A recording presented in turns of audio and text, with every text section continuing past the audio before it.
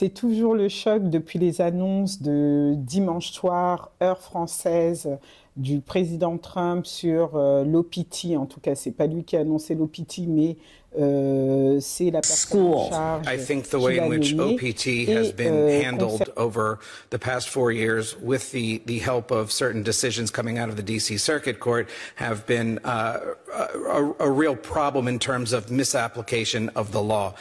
What I want to see would be essentially a regulatory and sub-regulatory program that would allow us to remove the ability for employment authorizations for F1 students beyond the time that they are in school. Et concernant plus précisément le H-1B visa, nous sommes encore sous le choc. On attendait parfois, il change d'avis. Et là, pour l'instant, il a double down. Il n'a pas encore changé d'avis sur ces deux mesures. Et comme je vous disais dans le live spécifique de lundi, c'est fondamental ce qui vient de se passer. Il y a déjà eu des réactions internationales. Il y a 5 heures, notamment, le président Macron a lui également annoncé que les étudiants américains auront donc droit à une bourse spécifique qui vient d'être créée. Parmi les autres réactions, on a eu la réaction de l'Inde qui, en rapport avec le H-1B visa, a créé donc un K-visa, spécifiquement pour attirer les STEM graduates et les STEM students. Et là, comme je vous disais lundi, tout le paysage de l'enseignement supérieur est chamboulé, le paysage mondial. Alors, pour comprendre pourquoi ces annonces de Donald Trump sont si fondamentales et changent l'écosystème de l'enseignement supérieur mondial, c'est pour 2 raisons. L'OPT et le H-1B visa jouent un rôle crucial dans ce que j'appelle la navigation des talents mondiaux. Donc, l'OPT, c'est un système qui permet donc aux international students aux États-Unis de rester 12 mois supplémentaires, notamment pour chercher un emploi dans leur field, dans leur domaine. Alors, c'est pour les international students qui ont passé au moins 2 ans aux États-Unis, donc 2 ans dans une université américaine. Et cette OPT peut être étendue à 2 ans, notamment si vous êtes diplômé en STEM. Pour ce qui est du H-1B visa, celui-ci concerne donc ces étudiants qui finalement veulent rester aux États-Unis et qui sont embauchés par les entreprises américaines. On transforme donc en général leur F1 visa en H-1B visa qui leur permet donc après de travailler aux États-Unis. Et dimanche soir, président Trump annonce que non seulement maintenant les entreprises pour pouvoir donc recruter une personne via le H-1B visa, maintenant elles allaient devoir payer donc $100,000 par an et par personne et que la mesure était enforceable dans les 18 heures. Alors, c'est-à-dire que tout simplement, la mesure allait prendre effet 18 heures plus tard.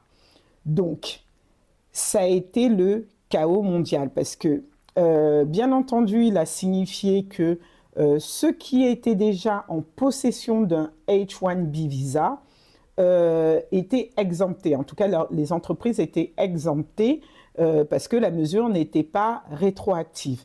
Néanmoins, si vous aviez un H-1B visa et que vous vous retrouviez au moment de la mise en place de la mesure, c'est-à-dire 18 heures plus tard, à l'étranger, lorsque vous reviendrez sur le sol américain, vos employeurs donc devraient s'acquitter donc de $100,000, sachant que ces $100,000 sont après redevables à l'administration fiscale, fédérale, je ne sais pas, tous les ans. Et donc ça a été un chaos mondial dans les grands aéroports, notamment les aéroports américains, Parce qu'en fait, ceux qui étaient à l'étranger, notamment en vacances, ou ceux qui étaient allés voir leur famille, les H-1B holders, devaient, enfin, dès qu'ils ont appris la nouvelle, rentrer rapidement aux États-Unis pour ne pas se retrouver dans une situation délicate.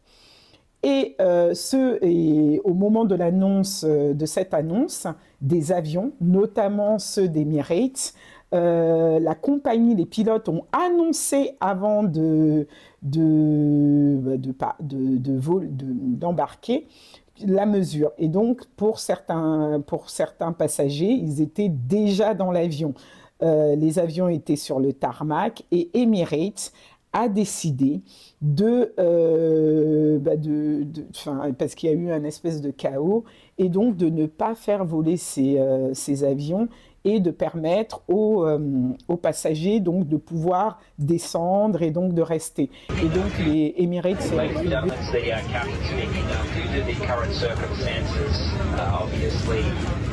that are unprecedented for us here at Emirates. We are aware that a number of passengers do not wish to travel with us, and that's perfectly fine. All we ask is that if you wish to offload yourself, descendre et donc de rester. Et donc les Emirates s'est retrouvé pour certains avions avec 3 heures de retard sur le tarmac, ce qui pour une compagnie aérienne est énorme parce qu'elle doit payer des pénalités aux sociétés qui gèrent les aéroports.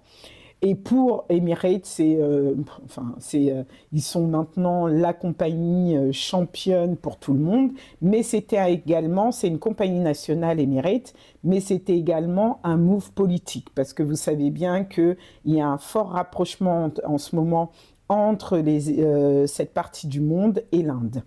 Et pourquoi c'est important et pourquoi c'est lié à l'Inde? Donc, les principaux holders du H-1B visa en 2024 sont l'Inde, près de 300 000 H-1B visas ont été approuvés pour les Indiens, la Chine, 46 000, les Philippines, 5 000 et le Canada. Donc, effectivement, cette mesure frappe principalement les Southeast Asians. Et parmi les entreprises donc, qui bénéficient et qui demandent donc, à obtenir donc, ce visa pour leurs futurs salariés, on a premièrement Amazon, Tata Consulting Group, Microsoft, Meta, Apple, Google, Cognizant Technology Solutions, Deloitte, JP Morgan, Walmart. Et ce sont les principales donc, sociétés qui ont donc demandé donc, l'autorisation d'embaucher donc, des étudiants, enfin des recent graduates via ce système de visa. Donc, les industriels se sont déjà prononcés contre cette mesure et notamment des tribunes ont été lancées pour interpeller l'administration de Donald Trump.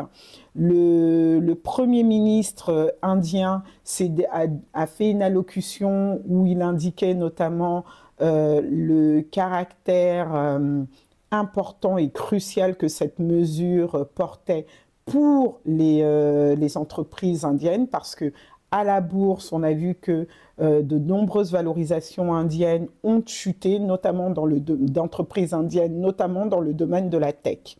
Mais pourquoi nous, ça nous interpelle et ça change tant le panorama donc, de l'enseignement supérieur partout? Effectivement, beaucoup ont pensé